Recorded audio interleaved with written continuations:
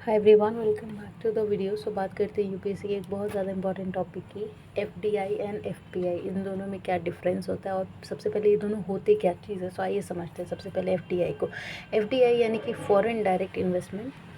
So foreign direct investment यानी कि दूसरे कंट्री के साथ हम लोग डायरेक्ट इन्वेस्टमेंट कर सकते हैं और ये लॉन्ग टर्म इन्वेस्टमेंट होता है, यानी कि लंबे टाइम तक और बड़े लेवल पे इन्वेस्टमेंट होता है।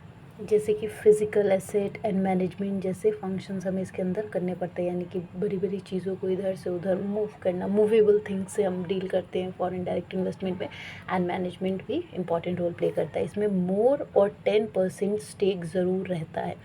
अब जैसे एग्जांपल से अगर समझाऊँ मैं आपको फॉरेन डायरेक्ट इन्वेस्टमेंट क्या होता है, तो जैसे कंपनी या बिजनेस जिसमें लॉन्ग टर्म काम चले और ज़्यादा इन्वेस्टमेंट भी देखने को मिले, और ये डेली एक्टिविटीज़ आपको कंट्रोल करना पड़ेगा। जाहिर सी बात है, कंपनी है उसमें भी आपको डेली जाना पड़ेगा। ऐसा तो नहीं है कि कंपनी खोल दी और आप फ्री हैं, चाहे आप 1000 उसमें एम्प्लॉय लगा दें, और ऐसा भी नहीं है कि बिज़नेस स्टार्ट कर दिया आप उसमें लोग लगा देंगे फ्री है। बल्कि ये तो ऐसे काम होते हैं जिसमें आपका खुद कंट्रोल करना रोज़ की एक्टिविटीज़ को ज़रूरी होता है।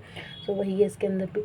और जैसे land, machine, factories foreign direct investment के अंदर आती हैं। जैसे लोग लैंड पे भी इन्वेस्ट कर देते हैं जो कि ज़्यादा पैसे का होता है और लंबे टाइम तक आप जब तक चाहो रखो उसको, आपकी मर्ज़ी। मशीन वगैरह की इन्वेस्टमेंट भी हो गई जिसमें संभालना पड़ता है, फिजिकल एसेट हो गया। एंड फैक्ट्रीज़ हो गया जिसमें मैनेजमेंट आपको देखना पड़ता है। इसके अलावा difficult to divert quickly.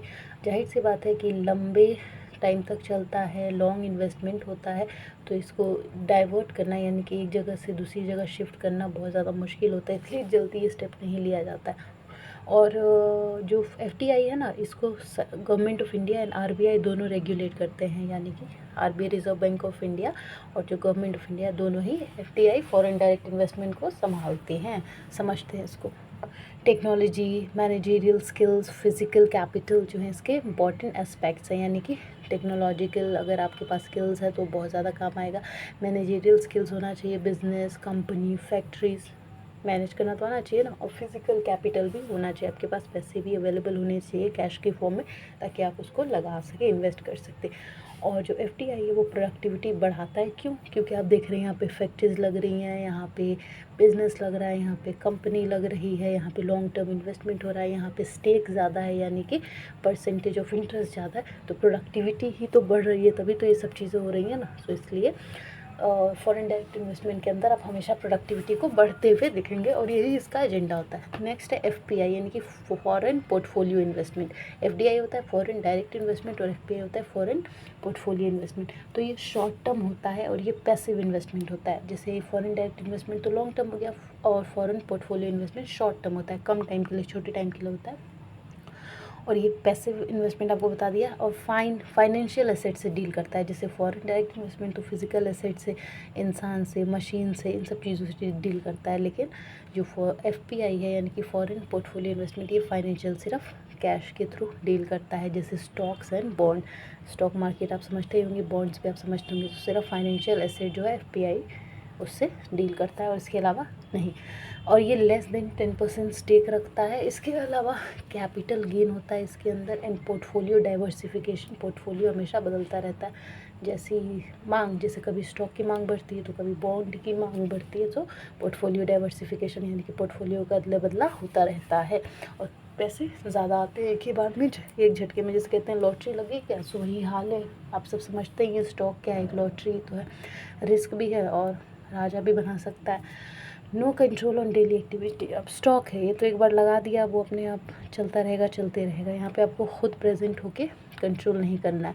So daily activity पे कंट्रोल नहीं होता। और इसके अलावा equities, mutual funds and bond जो है इसके एस्पेक्ट्स हैं। इक्विटीज़ में इन्वेस्टमेंट होता है, म्यूचुअल फंड में होता है, एंड बॉन्ड्स में।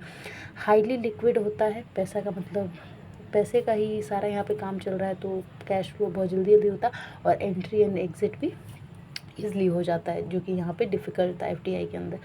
और एफडीआई को government of India and RBI regulate करते थे, लेकिन एफपीआई यानी कि फॉरेन पोर्टफोलियो इन्वेस्टमेंट को सेबी जो है क्या करता है, रेगुलेट करता है, संभालता है।